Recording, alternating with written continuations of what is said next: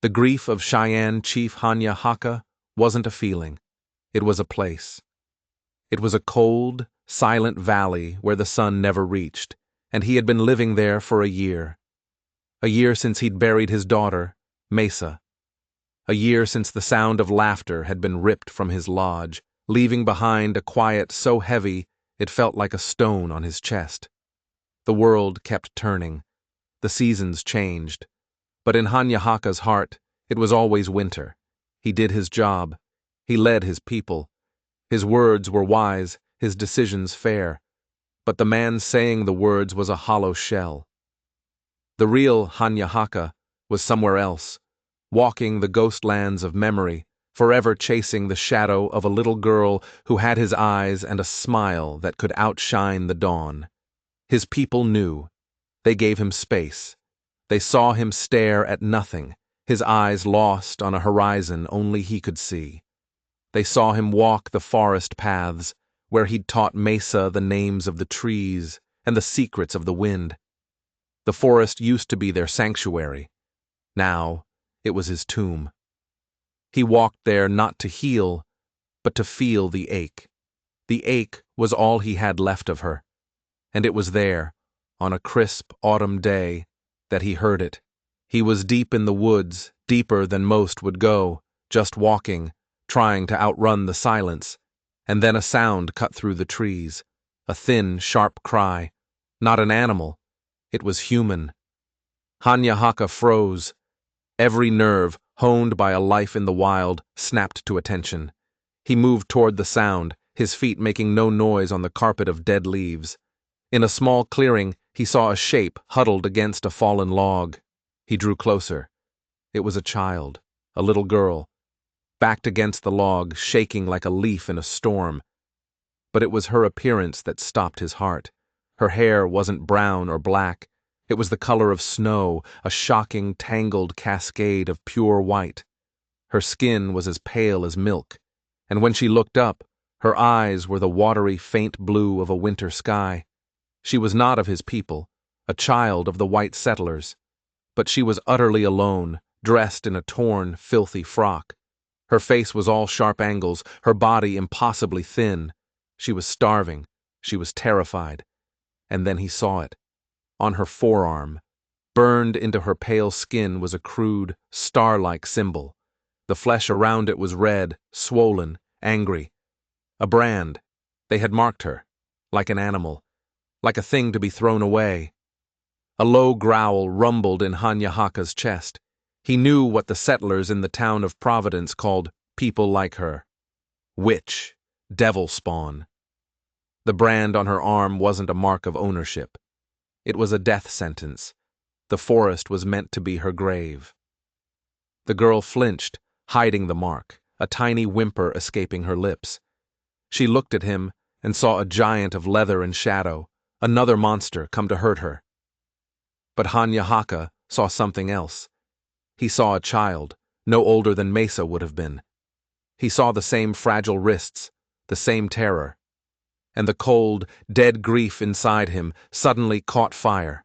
A white-hot rage at a world that could do this, at people who could burn a child and call themselves good.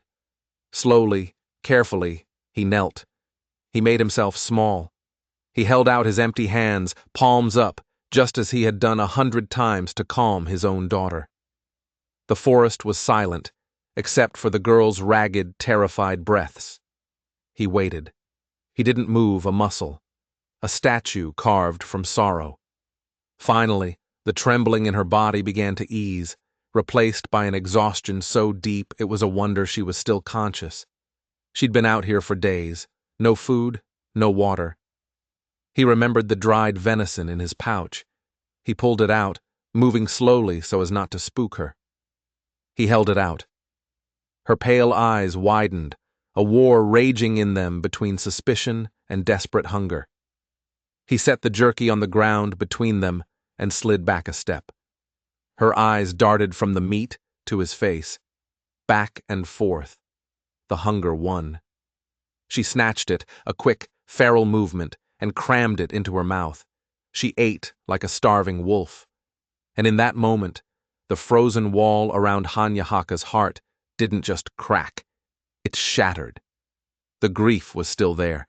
It would always be there. But now something else had washed ashore. A purpose. He couldn't save Mesa from the fever, but he could save this little girl from the hatred of men. He didn't know her name. He didn't know her story, except for the ugly tale told by the brand on her arm. But none of that mattered. He saw a daughter, and he would not leave her to die. He carried her back to the village. She was as light as a bundle of dry twigs in his arms, her white hair a stark splash against his dark buckskin shirt. As he walked through the camp, a hush fell. Everyone stopped. Everyone stared. They saw the ghost child in his arms, and they saw something in their chief's face they hadn't seen in a year. An iron will. A fire. He took her into his lodge, the place that had been Mesa's home and then her shrine, and closed the flap.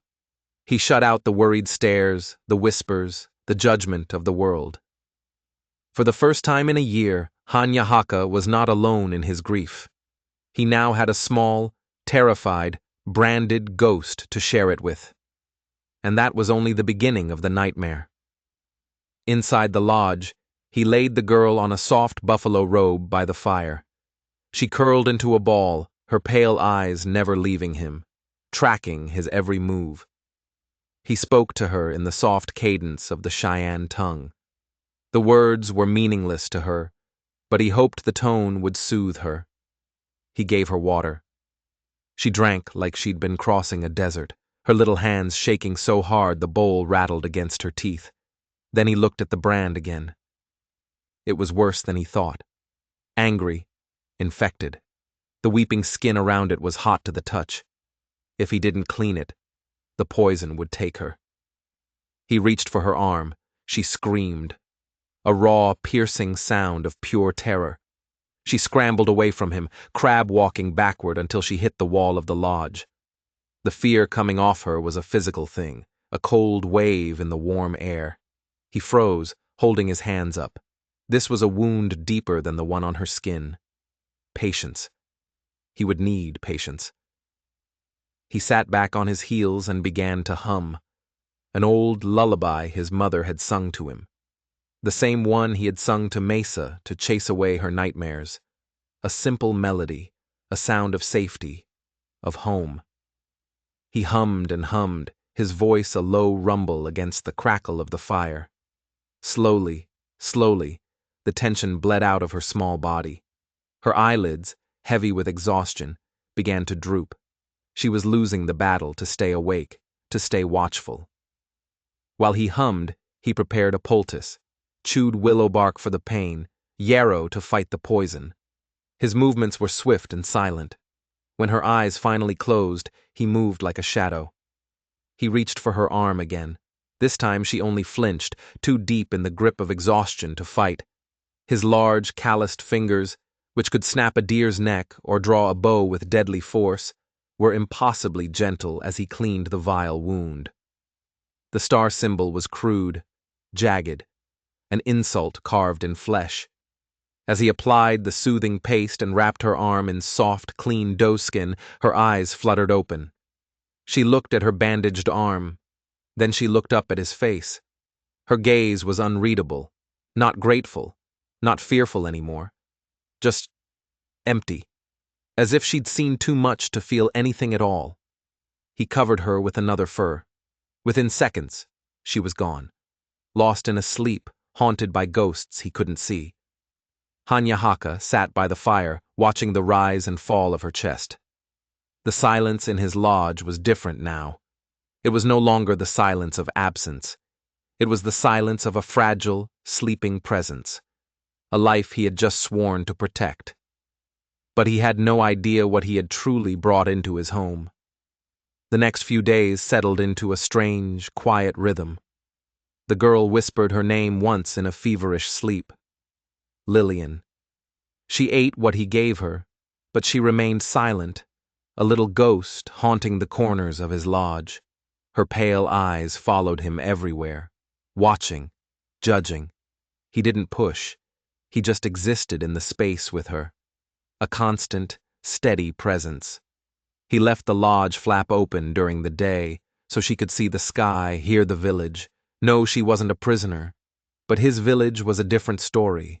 They were divided, and their fear had a voice. Wovoka, an elder whose eyes were clouded by age and whose heart was clouded by superstition.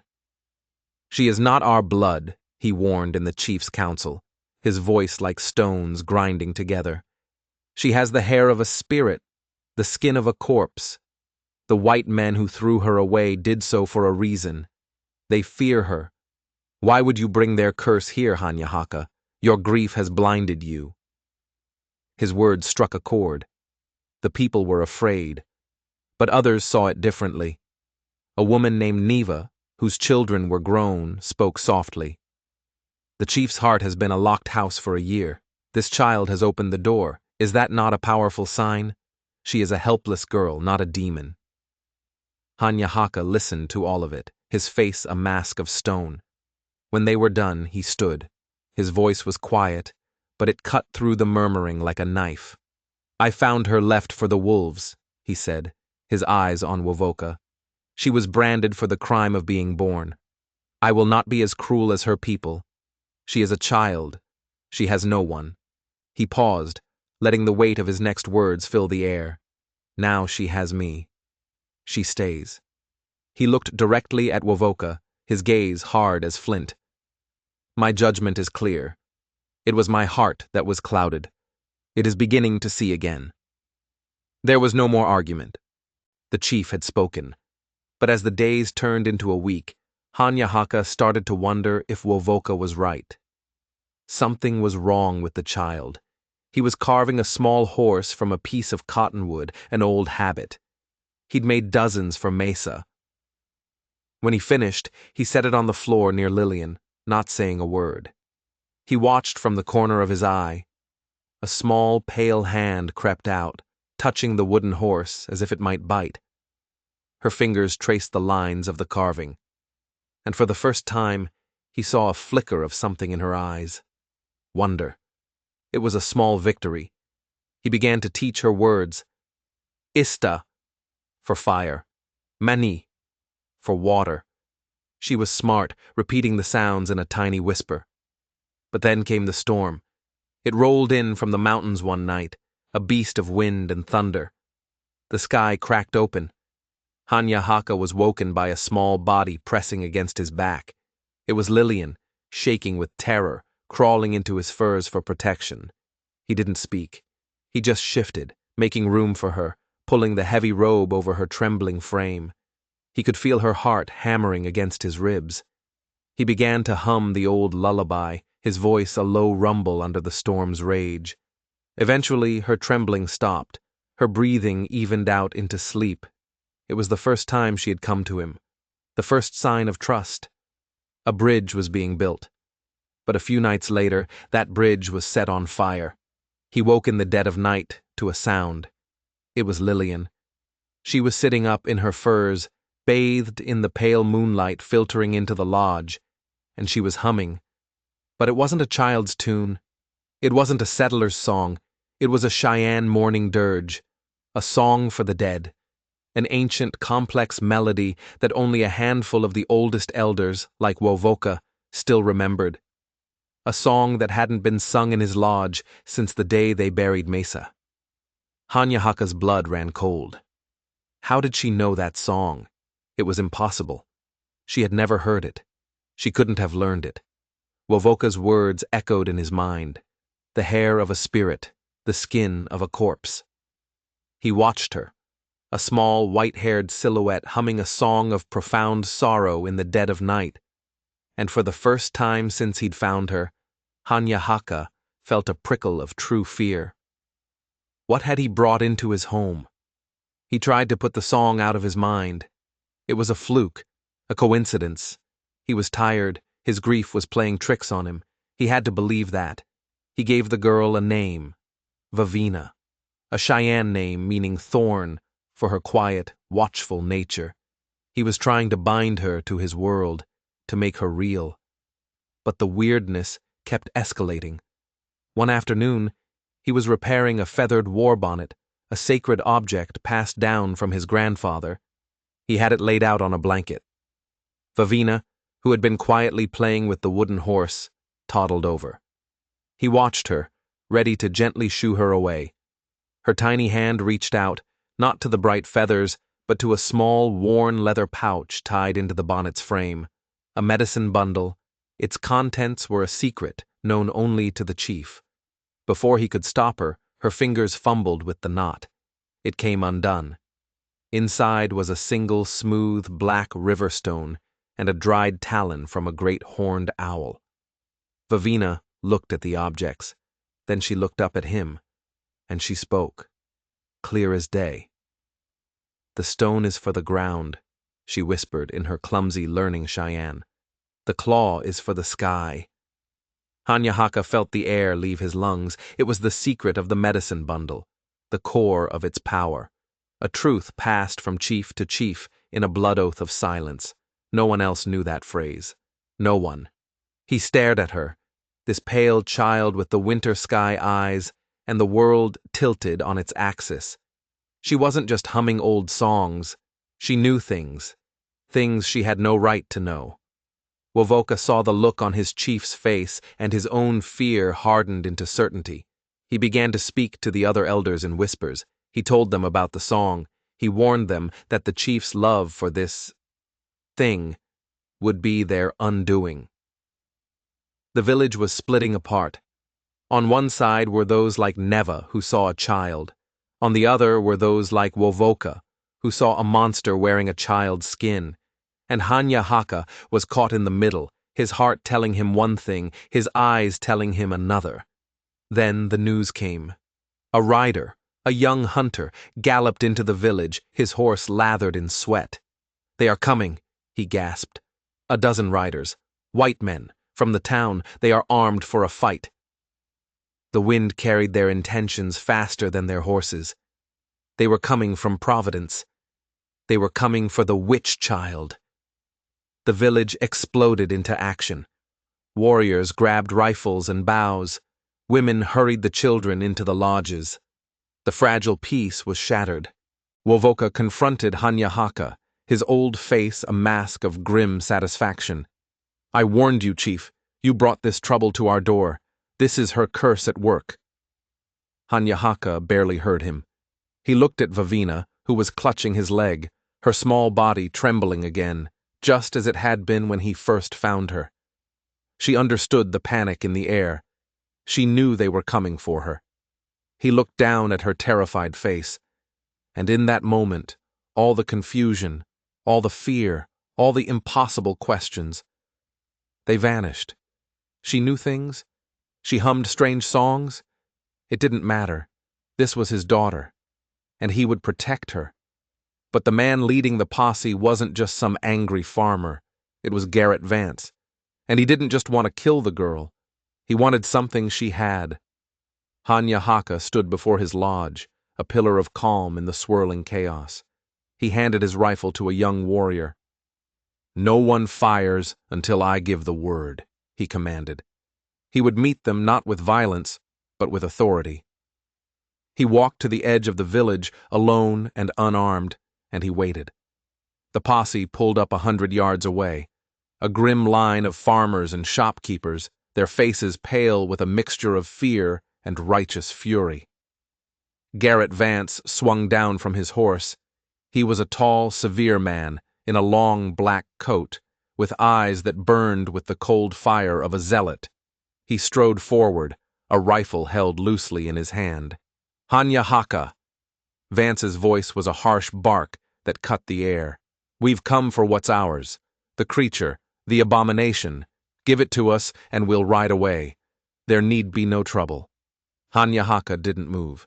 His voice was quiet, but it carried across the prairie grass, clear and strong. "The child you speak of is my daughter. Her name is Vavina. She is of my lodge. She is under my protection." He had never said the words aloud before. My daughter. They settled in his soul and took root, strong and deep. Vance laughed, a short, ugly sound. "Your daughter? You'd claim a demon as kin?" That thing brought sickness to our town, a blight on our crops. It is unclean." "It was not the spirits who marked her as unclean," Hanya Haka replied, his voice dropping, becoming as cold and sharp as river ice. "It was you, Vance, with a hot iron." Vance's face darkened. "It was the will of God." "Then your God is a coward," Hanya Haka said. He took a step forward. "You talk of curses. Let me show you the work of your God." He turned and beckoned to his lodge. After a moment, Vavina emerged, walking on shaky legs to his side. She hid behind him, a small, white-haired shadow, peeking at the line of armed men. Hanya Haka gently took her left arm, the one with the brand, and held it out for them all to see. The wound had healed, but the scar was hideous. A puckered, discolored star that would mark her forever. "This is your righteousness," Hanya Haka's voice boomed, filled with a grief and a fury that transcended language. "This is the mark of a God who fears a child, who demands you burn the innocent." He looked past Vance, at the other men. He could see them shifting in their saddles, their certainty beginning to crack. "I, too, have lost a daughter," he said, his voice raw with a pain they could all understand. "But my grief did not teach me to hate. It did not teach me to fear a child who is different. The only sickness I see here is in your hearts." He pulled Vavina close, shielding her with his body. He stood tall, a chief, a father, a mountain. "This child is my daughter now," he declared. "Her home is here. If you want her, you will have to come through me, and all my warriors." He gestured to the silent line of Cheyenne warriors who had fanned out behind him, weapons ready. "Leave," he commanded. "Go back to your town and pray your God forgives you, because I will not." The silence was absolute. The men from Providence looked at each other. They saw a grieving father. They saw a scarred little girl. They saw a line of warriors who would die to protect them.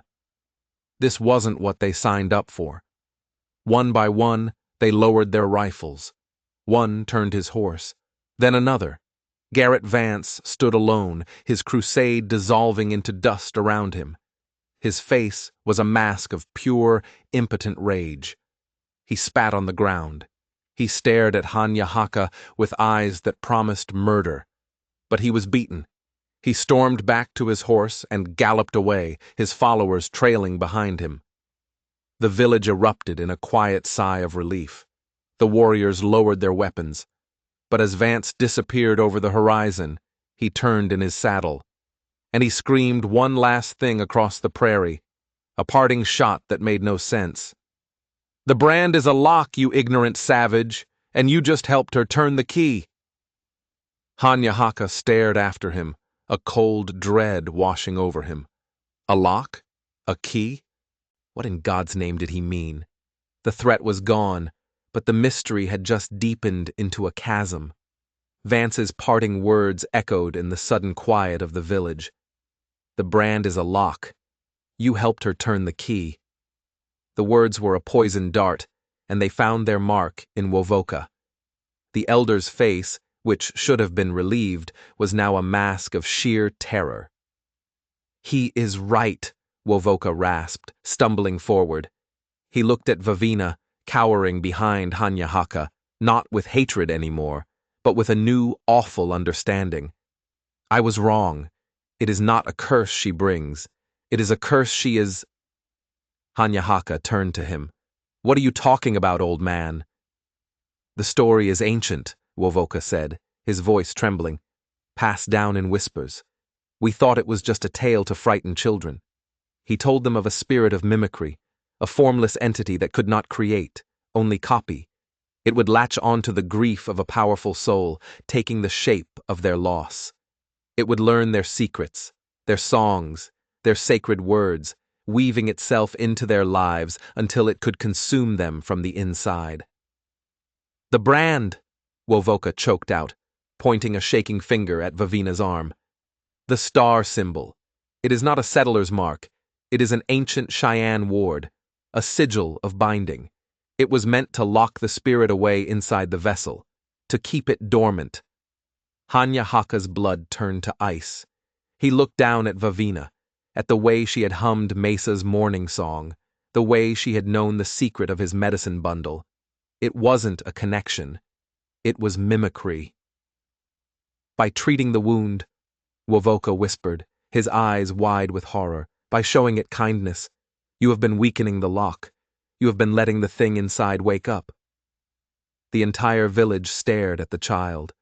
The little girl they had almost gone to war to protect. Was she even a girl at all? Or was she just a mask for something ancient and hungry? Hanya Haka felt the world crumbling beneath his feet. His grief for Mesa had been a simple, clean pain. This was a twisting, horrifying labyrinth. Had he spent a year mourning his daughter, only to adopt the monster that was now wearing her ghost? He looked at Vavina. She looked back, her watery blue eyes filled with confusion and fear. She didn't understand the words, but she felt the shift, the sudden wall of terror from the people around her. She tugged on his hand. "Father?" she whispered, the new word still fragile on her tongue. The word was a lifeline. He clung to it. "She is a child," he said to Wovoka, his voice a low growl. "I will not abandon her to your ghost stories." But that night, as he sat by the fire watching her sleep, he was torn apart by doubt. Was her trust in him real? Or was it a tactic? Was the warmth he felt when she curled against him in a storm just a cold deception? He had to know. He remembered something he'd found on her when he first brought her to the lodge. Something he'd dismissed as unimportant. Tucked into the hem of her filthy dress, he'd found a small piece of folded oilcloth. He'd put it away in a pouch. His hands shaking, he retrieved it. He unfolded the stiff cloth. Inside was a tiny, crudely carved wooden bird. The wood was dark, almost black, and felt strangely heavy. It was not a wood he recognized from this forest. He took it to Wovoka in the dead of night. The old man recoiled as if he'd been shown a snake. "Ironwood," he hissed. "It grows only on the shadowed mountain, a place forbidden to our people for generations, a place where the veil between worlds is thin." Wovoka looked at the chief, his eyes full of a terrible pity. "This is not the toy of a settler's child, Hanya Haka. This is a spirit anchor. It binds the mimic to its physical form. She is what I feared, and she is getting stronger." Hanya Haka felt a coldness spread through his chest that had nothing to do with the night air. He had faced bears, enemy warriors, the starvation of winter. He had never known fear like this. He had invited a phantom into his home, and he had taught it to call him father. The next few days were a quiet, tense hell. Hanya Haka watched Vavina's every move, searching for a sign, a crack in the facade, but all he saw was a little girl. A girl who was becoming more real.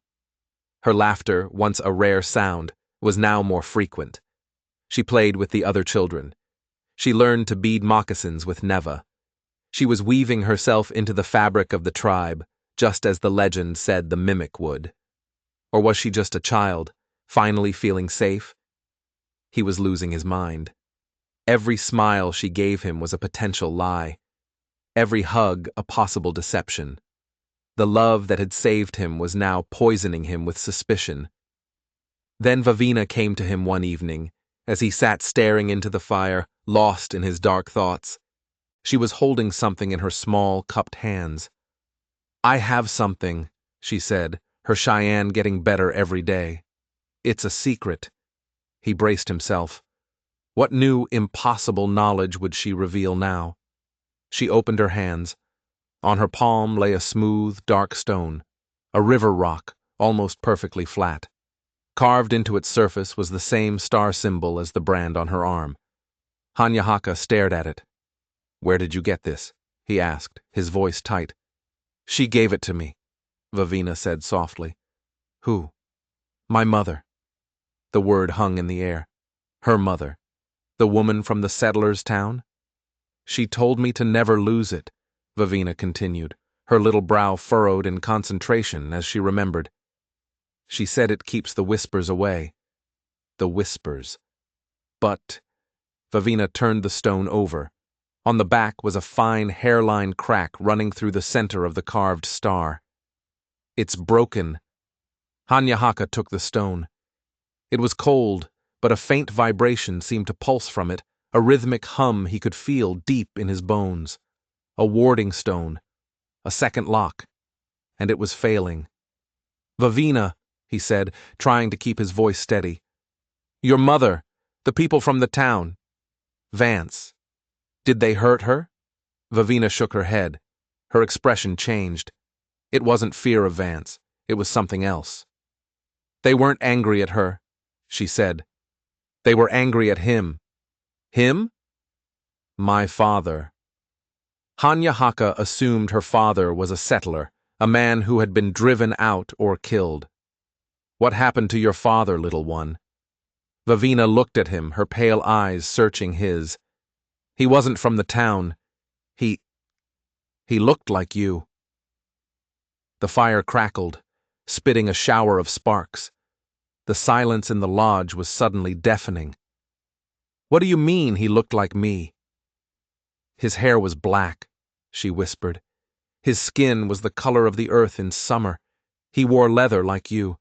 He taught my mother the songs. The morning dirge. It all clicked into place with the force of a physical blow. Her mother wasn't a settler who had stumbled upon Cheyenne magic. She was Cheyenne, and her father was not a white man. This child, this ghost child who was tearing his world apart, was of his own people's blood. The revelation changed everything. This wasn't a story about a random spirit. This was a story about family. His family. He took the cracked stone and the ironwood bird and went straight to Wovoka's lodge. He slammed the items down in front of the elder. A Cheyenne woman, Hanya Haka said, his voice shaking with an emotion he couldn't name. The child's mother was one of our own, cast out, living with the whites. Tell me you know nothing of this. Wovoka stared at the objects, his face draining of all color. He touched the cracked stone with a trembling finger. There was a woman, he began, his voice barely a whisper. Years ago. My own sister's daughter, my niece. Her name was Topa. The story poured out of him, a torrent of guilt and regret. Topa was a wild spirit, drawn to the old ways, the forbidden magic. She spoke of hearing whispers on the wind, of feeling the power that lay dormant in the earth. Wovoka, a staunch traditionalist, saw this not as a gift, but as a corruption, a dangerous path that would lead to ruin. He had been the one to lead the council against her. He had been the one to demand her exile. She swore she would never leave the land. Wovoka choked out, tears streaming down his wrinkled face. She must have hidden herself in that white man's town. She found a husband, had a child. Her husband was not a white man. Hanya Haka cut him off. Vavina says he was Cheyenne. Wovoka looked up, his old eyes wide with confusion. Impossible. No man would have followed her into exile. But Hanya Haka was beginning to understand. Topa's husband wasn't an exile. He was something else. Someone who understood her power. Someone who might have come from the shadowed mountain itself. This wasn't about a mimic spirit. It was about inherited power. A bloodline. The brand on Vavina's arm wasn't to contain a demon. It was to suppress her own magic. And Vance wasn't trying to destroy it. He was trying to steal it. The pieces were all there, but they formed a picture more terrifying than any ghost story. Just as the sun was setting, a horse appeared on the ridge.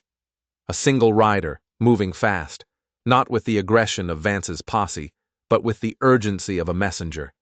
It was one of the farmers, a young man named Elias, who had been with Vance, his face etched with shame and fear.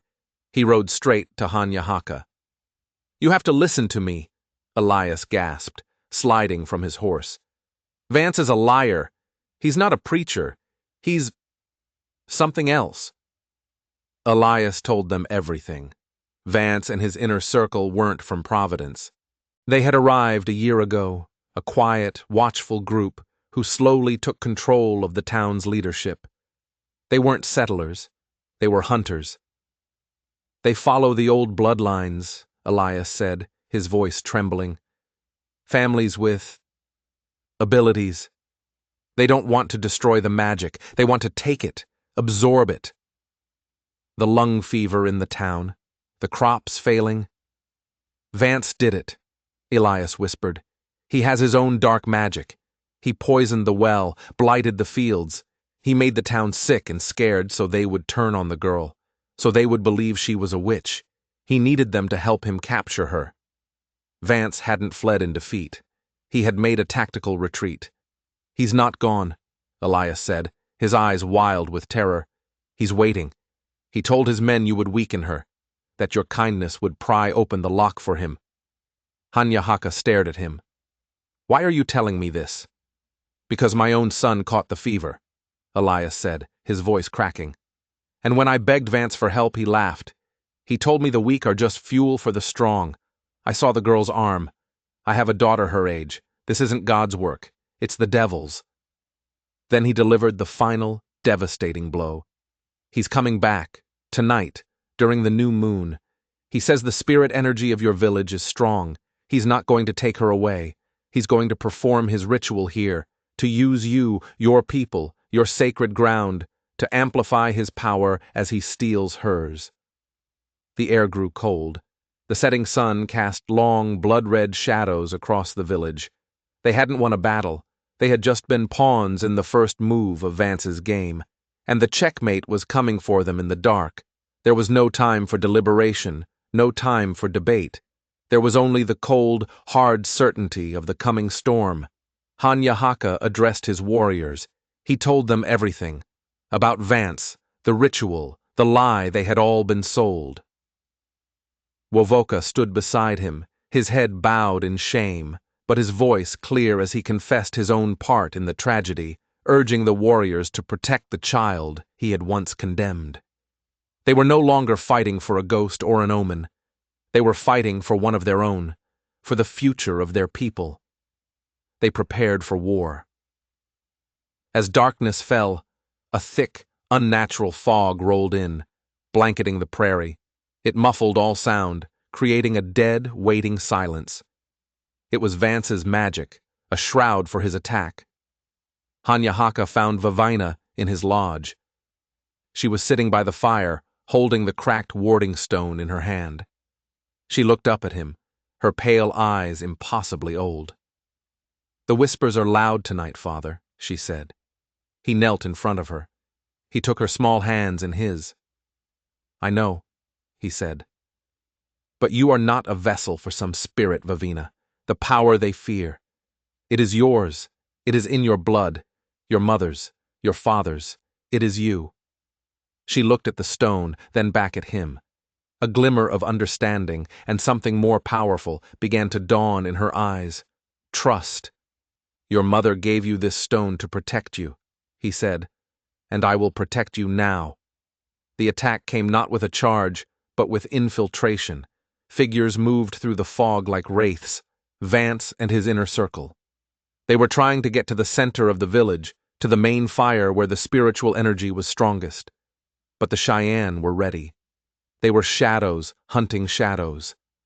The night erupted into chaos, muffled shouts, the crack of a rifle, the wet thud of an axe finding its mark. In the confusion, Vance slipped through. Hanya was guarding his lodge when the flap was thrown open and the tall, dark figure of Garrett Vance filled the doorway. His eyes burned with a triumphant, manic light. Thank you, Chief, Vance sneered, for warming the oven for me. Hanya lunged, but two of Vance's men appeared behind him, tackling the chief to the ground. He fought like a cornered lion, but there were too many. Vance walked toward Vavina. She stood her ground, clutching the broken stone, her small body trembling, not with fear, but with a strange, humming energy. Such a waste to keep all that power locked up in a child, Vance said, reaching for her. He began to chant in a guttural language that made the air feel thick and oily. The brand on Vavina's arm began to glow, a faint, angry red. The lock was responding to its master. "It's not yours!" Vavina cried out, her voice ringing with a power that shook the lodge. "It is now," Vance hissed, his fingers just inches from her forehead. And that's when it happened. Hanya Haka, pinned to the ground, saw it. The cracked stone in Vavina's hand pulsed with a brilliant white light. The light shot up her arm, not to the brand, but to her heart. The power inside her, the power Vance had tried to claim, the power Wovoka had feared, finally had a choice. It could lash out in fear and hatred, as Vance wanted, or it could answer to love and courage. It answered to Hanya Haka. Vavina's eyes flew open, and they were no longer the watery blue of a winter sky. They were blazing pools of pure energy, of sunlight on water, of starlight on snow. A wave of force erupted from her, throwing Vance back against the wall of the lodge as if he were a rag doll. His men were blasted out of the entrance. Hanya Haka scrambled to his feet and stood beside her, his knife in his hand. Vance staggered upright, his face a mask of disbelief. "How?" "The brand. It attunes you to me." "You branded her skin," Hanya Haka said, his voice ringing with pride. "But I claimed her heart." Vance screamed in rage and lunged again, his hands crackling with dark energy. Vavina didn't flinch. She stood tall, a small girl filled with an immense, ancient power. She raised her hand, and the light that poured from it was not a weapon of destruction. It was a light of pure, unassailable truth. It was the light of a heart that had been shown kindness in the face of cruelty. The light hit Vance, and he didn't burn. He simply unraveled. The dark magic that held him together, the power he had stolen from others, was stripped away. The righteous fury, the ambition, the hatred. It was all peeled back, leaving nothing but a hollow, terrified man. He collapsed to the floor, whimpering, his power gone. Outside, the fog lifted. The fighting stopped. The remaining cultists, their leader broken, fled into the night.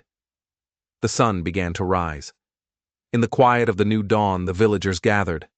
They looked at Vavina, no longer with fear, but with awe. She was not a curse. She was their salvation. Wovoka approached, his face streaked with tears. He knelt before his grandniece. "Forgive me," he whispered. Vavina simply placed her small hand on his head, an act of forgiveness more powerful than words. The town of Providence, freed from Vance's influence by Elias and the other farmers, eventually sent a peace delegation. They brought gifts, they brought apologies, they sought a new beginning. And in the center of it all stood Hanya Haka. His grief for Mesa was no longer a cold, empty valley. It was a garden, and in it, a new, resilient flower had grown.